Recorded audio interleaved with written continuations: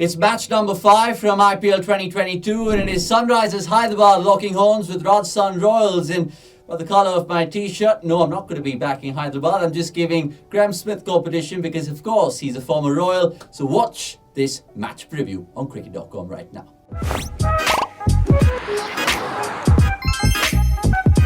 Graeme Smith, first and foremost, welcome to you. How are you? Because I know you're back home for starters. Yeah, always good to be back home. This IPL, some good games over the weekend, some high-scoring fixtures. And yeah, looking forward to discussing, Sunrisers and the Royals. I should have worn my Royals pink today. I've got a ding You should have.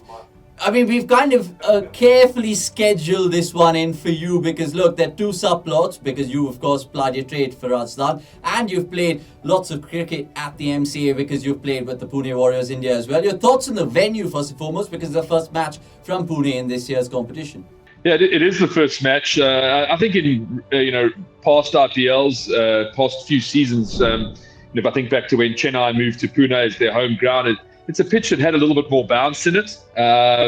I expect all the pitches, because there's so much cricket that's going to be played on these pitches, I always expect a little bit more grass to start the season to protect them a little bit more pace, a little bit more bounce. It is a very wide open field in Pune, and the wind does seem to pump through there. So yeah, a little bit more space to work with, a bit more challenging to get around in the field and protect the ones and the twos. But an open stadium, and I still expect it to have a decent pace and carry. All right, let's of course tell you about the probable 11s right now if you guys are watching this back home, because it's 2 sumptuous sides. I mean, they all are really, because there's a mixture of magic and stars equally distributed amongst them. And let's go to the SRH Probable 11 first and foremost. Smithy, you have the same team as this one. Talk me through it, please. Yeah, I did. Fortunately, in my prep, I got the same as you. I think obviously the debate will be on the top 3. You got Abhishek Sharma, Rahul Tripathi, and I've got Kane Williamson batting at 3. He's going to be just a key performer throughout the season and leading. I think Glenn Phillips has got COVID. I slotted Aiden Markram in at 4, even though he's struggled for form in the last 6 to 8 months. In particular through the Indian tour, just lost his confidence. Nicholas Pooran, power play at 5. Abdul Samad, Romario Shepherd, a big role for Washington. Sundar in this team. Bhuvi Kumar, Natarajan, and Umran Malik is the 11 that I've put together. And you guys seem to agree with me. Absolutely. Now, one thing stands out from this SRH team, the fact that they've gone back to that bowling template. They've always been a bowling heavy side with that local talent, like you mentioned, Umran Malik, Bhuvneshwar Kumar and Teen Natarajan. Do you think that's where their strength lies? I think it does. My worry is that all generally quite defensive options. I mean, there's a question mark over Bhuvi's form.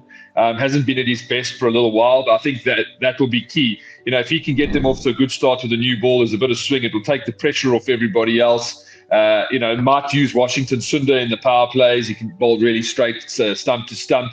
But Kane Williamson is an experienced leader, experienced captain, and needs to get to grips with this team early on. They're coming off a very poor IPL last year, and they'll be motivated to improve. Okay, let's talk about your team next, which is the Rajasthan Royals, because look, they've done some good business and they've taken a couple of players from my team, which is RCB, in Padikkal and Chahal. But jokes apart though, what do you make of this team? Because it looks pretty good on paper, apart from the all-rounders, you reckon? Yeah, I mean, I think they've got 1 or 2 balance issues currently. I mean, I think with their best lineup, as I've got it here, is Jaiswal and Josh Butler, Dev Padikkal at 3, Sanju Samson is going to captain and a key middle order player. Shimron Hetmai, he seems to have found some form in some of the initial warm-up games that the Royals have had. Riyan Parag. We slotted Jimmy Neesham in as the all-rounder, and then to follow with Ravi Ashwin, Yuzi Chahal, Trent Bolt and Prasidh Krishna. I think the challenges for the Royals is that balance. Jimmy Neesham potentially as your third seamer is a high-risk approach. Depending on what the wicket looks like, will they pick an extra seamer? Will they go in? I mean, their best team definitely has Ravi Ashwin and Yuzi Chahal playing, but I think they'll have to judge in terms of the surface and see if they need an extra seamer there. I guess when you compare both teams, a few question marks in the batting lineups on both sides. I think Josh Butler, Kane Williamson, key performers for both teams. And who could bat well around them? Sanju Samson, Markram, Tripathis. Can they perform supporting roles and get going early on in the tournament? When I look at the two bowling attacks, I would say that the Royals have more wicket-taking options. Yeah, I mean, I can't disagree with you there. So you touched upon the batting. Now, whose camp would you rather be in, the SRH or the RR camp from a batting perspective purely? I think it's a very difficult one to call. I would say 50-50 on both sides. I mean, there's two great players in Josh Buttler and Kane Williamson on either side.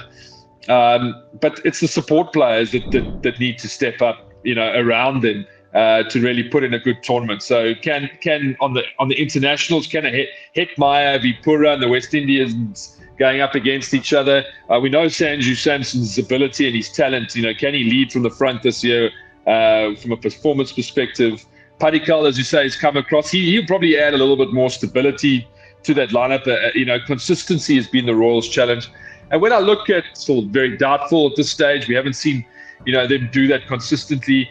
Nicholas Purran, we know the power that he has, but can he do it on a consistent level? So, Josh Buttler, Kane Williamson, can they get support from the rest of the lineup? So I'm going to say that both batting lineups are pretty equal positives and challenges going into this opening game. Yeah, it's not very often that you find Graeme Smith sitting on the fence, especially the fact when Rajasthan Royals are playing that particular match. But having said that, you spoke about Kane Williamson and you think that he might bat at 3, but the numbers suggest that he's actually thriving more as an opener. Do you think SRH will see it that way, or am I completely wrong?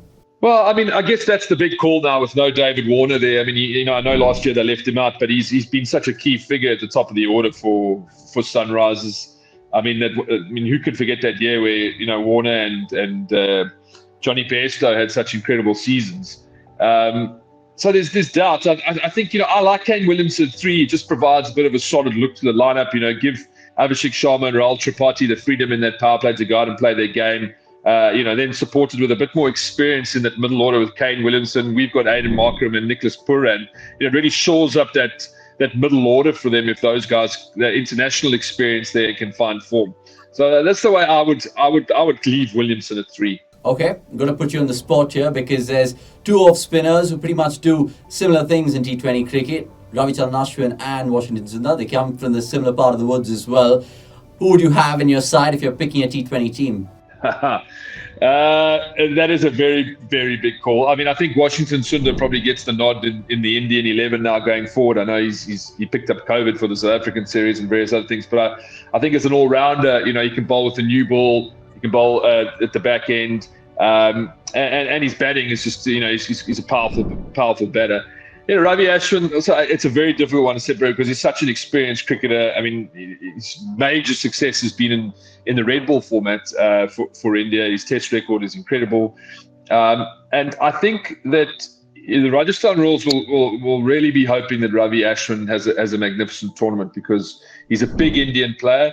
And over the years, that they haven't really been able to attract big Indian players. And I think Ravi Ashwin is a standout for them. Yeah, I mean, there's a rumor that he's Mankared Butler on the nets. Just joking.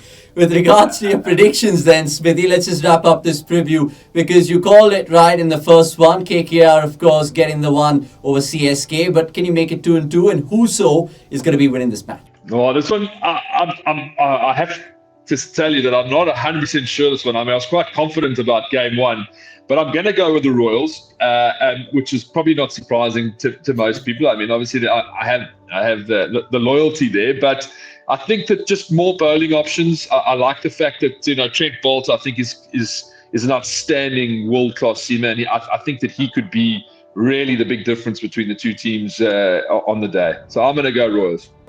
Okay, loyals to the Royals, of course, from Smithy. But look, given the fact that I'm wearing the orange t-shirt, may as well support the men from down south just to give Smithy a little bit of banter. But Graeme Smith, thank you so much for joining us in this cricket.com match preview. You can catch it all, of course, throughout the IPL with Smithy, Nanis and much more. Until the next time, it's a goodbye from him and from me, of course.